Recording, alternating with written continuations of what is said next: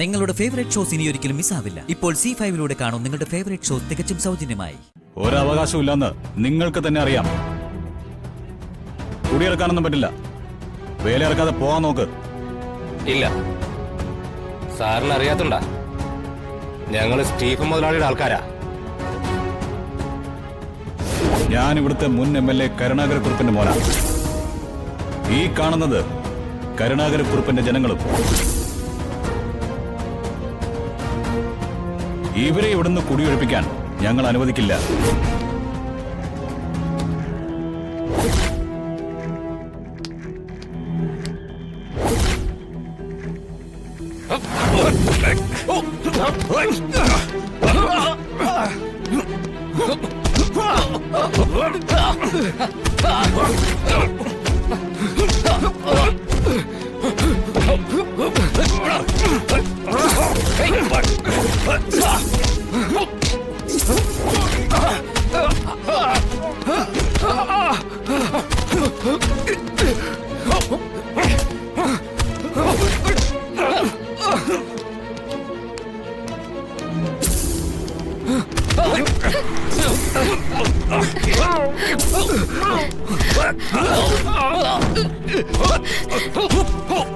അടിക്കല്ലേ?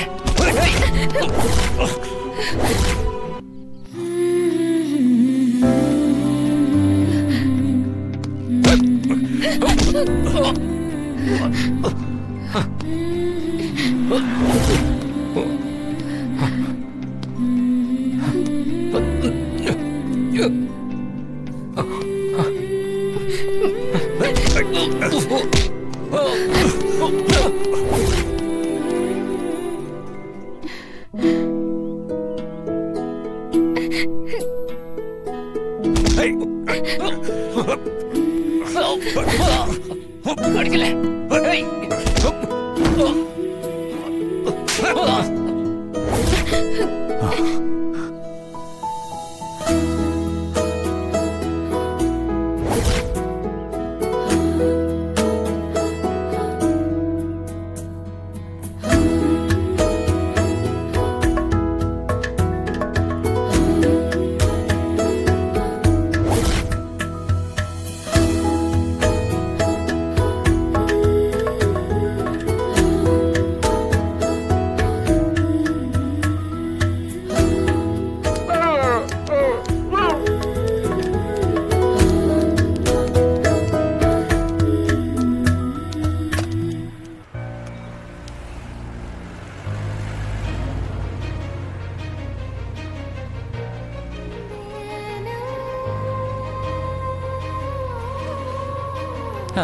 ജഗ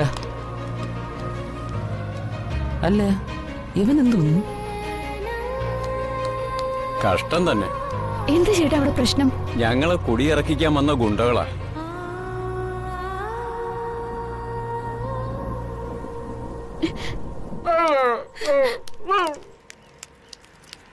അളയാ, നീ ജഗനെ ശ്രദ്ധിച്ചോ?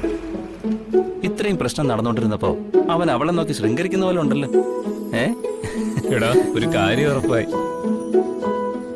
യവനവന്റെ സങ്കല്പത്തിലെ പെൺകുട്ടിയെ കണ്ടു.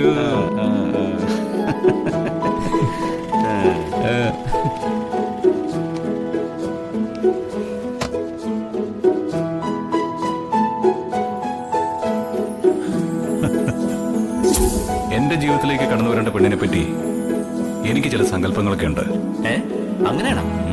എനിക്കൊന്ന് കേൾക്കട്ടെ ആ സങ്കല്പങ്ങളൊക്കെ. ഞാൻ അവളെ കണ്ടുമുട്ടുന്ന ആദ്യ കാഴ്ചയിൽ ആ രൂപം എന്റെ ഹൃദയത്തിൽ ഒരു പുതുമഴ പോലെ പെയ്തിറങ്ങണം. അവളുടെ കണ്ണുകളിൽ പറഞ്ഞാൽ തീരാത്ത കഥകൾ ഉണ്ടാവണം. എപ്പോഴും എന്റെ ഹൃദയടിപ്പിന്റെ താളം തെറ്റിക്കുന്ന ഒരു നാടൻ സുന്ദരി.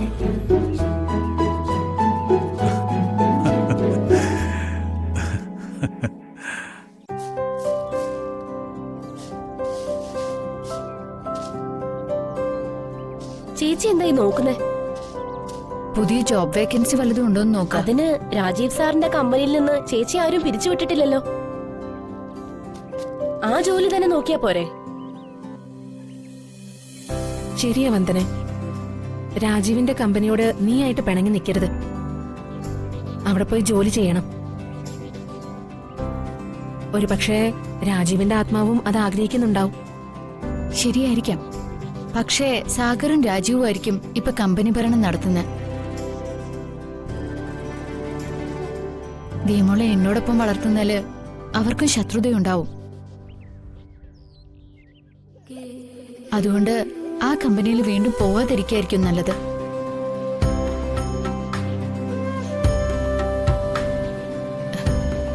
എന്തെങ്കിലും തിരിഞ്ഞു പഠിക്കാത്തതിന്റെ ബുദ്ധിമുട്ട് ഇപ്പോഴാ അറിയുന്നത്. പല നഴ്സിംഗും പഠിച്ചിരുന്നെങ്കിൽ ഒരുപാട് വേക്കൻസി ഉണ്ടായിരുന്നു. അച്ഛനെ വിഷമിപ്പിക്കാതെ ദീമോളുടെ എന്റെയും ചെലവെങ്കിലും കഴിഞ്ഞു പോവായിരുന്നു. അതിനെന്തായാലും എനിക്കിപ്പോ ഒരു ജോലി അത്യാവശ്യം. വന്ദനെ,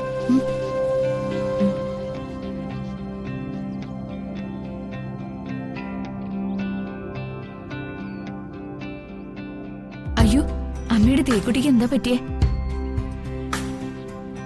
ആള് മൂഡ് ഔട്ട് ആണല്ലോ. What happened? എനിക്ക് എന്റെ അച്ഛമ്മയെ കാണണം. എനിക്കിപ്പോൾ അച്ഛമ്മയെ കാണണം. മോളുടെ അച്ഛമ്മയായിട്ട് എന്നെ കണ്ടൂടെ? ഇല്ല, ഈ അച്ഛമ്മ കിളവിയാ.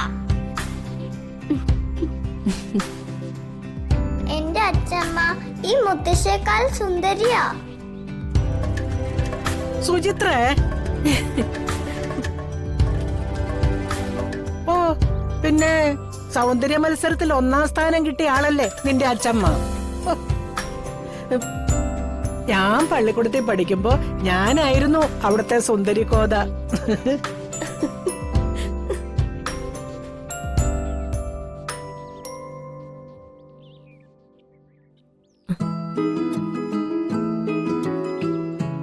മോളെ, നിന്റെ സ്വന്തം അച്ഛമ്മ ഇവിടെ തന്നെ ഉണ്ട്. ചോണയുണ്ടെങ്കിൽ ഒന്ന് കണ്ടുപിടിച്ചേ.